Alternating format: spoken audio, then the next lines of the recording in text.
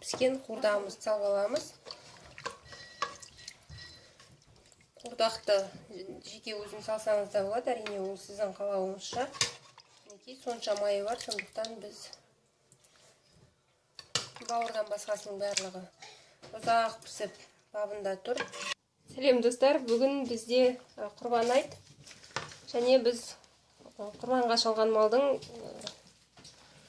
етінен қуырдақ жасаймыз, және оны сіздермен бөлісеміз. Мынау бізде іш май, яғни бұл қарынға және ішектерге жабысып тұрады. Бұны біз сақтап турап аламыз. Мында бізде бутеке екеу болады. Бұлар майдан кейін салам. Мында бізде жүрегі, бұл да майлы. Мында бауыр, бұл әрине бұдан үлкен болады, бірақ біз жартысын алдық. Мында турап аламыз, іш майдан бастап. Мінекей біз іш майды турап болдық, осындай ұзыншалап сақтап. Және оны біз қазір қазанға қуыра береміз. Қалған еттерді сосын тураймыз. Мінекей достар, біз қазанымызды қыздырдық. Және қатты қызған қазанға біз іш майды және бөтекенің сыртындағы майды алып шығарамыз.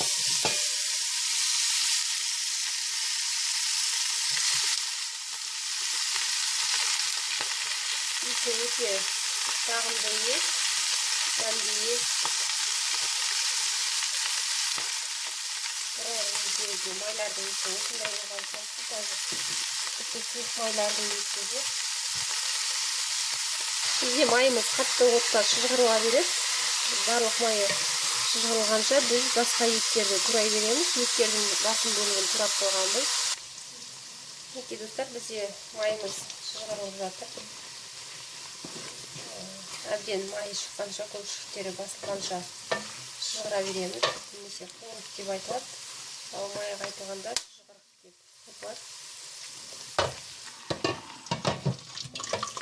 Мінекей біздің майымыз шыжғырылған сияқты.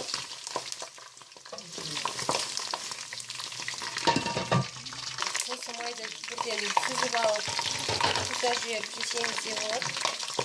Дәмді болады. Нанмен жесеңіз.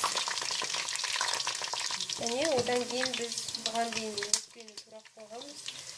Өкпені салып турамыз. Себебі өкпе ең ұзақ пісетін малдың еті болып саналады. Өкпе бауыр деп айтып жатады. Өкпені ең бірінші салсақ, бауырды ең соңынан саламыз. Шұжығын алған жоқпыз. Ішінде қалса да дәмді болып піседі, майлы болып. Өкпені салдық. Бұны да бірінші 1-2 минут көлемінде қатты отта қуырып, содан кейін 20 минут, жарты сағат көлемінде орташа отта қуырамыз. Біздің өкпеміз қатты отта қуырды, және өкпеден бастап отта қырматамыз, себебі қатты отта болса қатып кетеді. Мінекей бізде өкпемізде әбден қуырылды. 15 минутта көлемінің аздығын ескеріп, 15 минутта қуырып алдық, себебі әрі қарай бұлар қатып бара жатыр. Және бұдан басқа біз тағы да еттің өкпе, бауыр, бүйректен басқа біраз ет бөліп алғанбыз. Арасында төсі бар, қабырғасы бар. Сол етті жуып турап саламыз.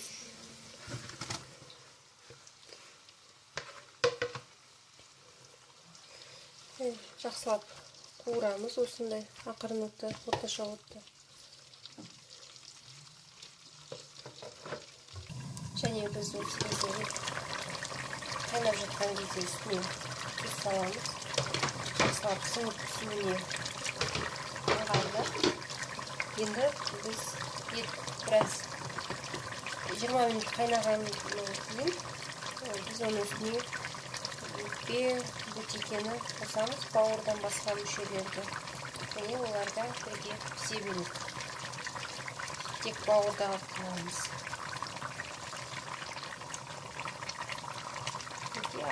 Еттердің барын салған сияқтымыз.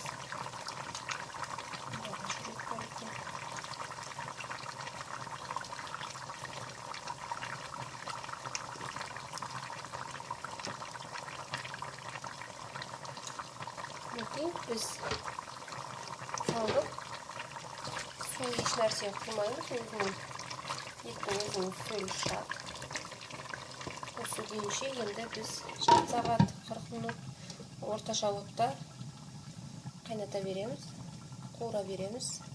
Әбден қуырылды, бізде 1 сағат емес, бұл 1,5-2 сағат көлемінде тұрды. Себебі біз үйге адамдардың келуін күттік, себебі бауырымыз қатып кететіндіктен ұзақ ақырын отта қуыра бердік. Осындай өте дәмді жабысқақ сірне болып дайын болыпты. Және қазір біз оның үстіне бауырымызды саламыз. 10 минуттай осы ақырын отта пісіреміз. Егер оны ұзақ қатты отта пісіретін болсақ, бауырымыз қатып кетеді. Мінекей, бетін жауып қоямыз. Біздің тамағымыз пісті. 10 минутта өткен жоқ. Біз бауырымызды оттың табымен әрі қарай өзі піседі деп отымызды басып тастады.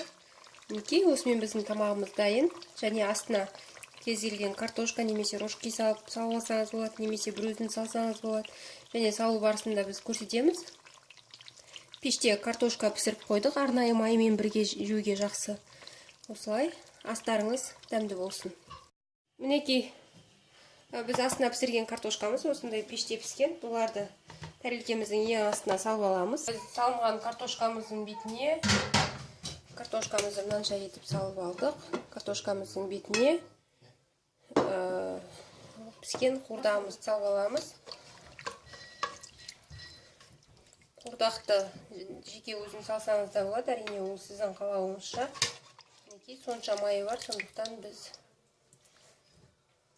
бауырдан басқасының барлығы ұзақ пісіп бабында тұр. Сірне пісіргенде де осылай ұзақ пісіргендіктен жабысқақ болады. Қуырдақты сондай болып тұр. Бәрін салып аламыз. Ұзақ піскендігін сүйектегі еттеріне ажырап тұрған қарап білсеңіз де болады. Мінекей біз салып алдық. Өте көп тамақ болды. Майы сонда да шығып тұр, бірақ картошкаға сіңеді, жеуге ыңғайлы. Столға апарамыз. Бетіне ас көкпен әрлесеңіз болады, немесе пияз турасаңыз, яғни ол қалауларыңызша. Астарыңыз дәмді болсын.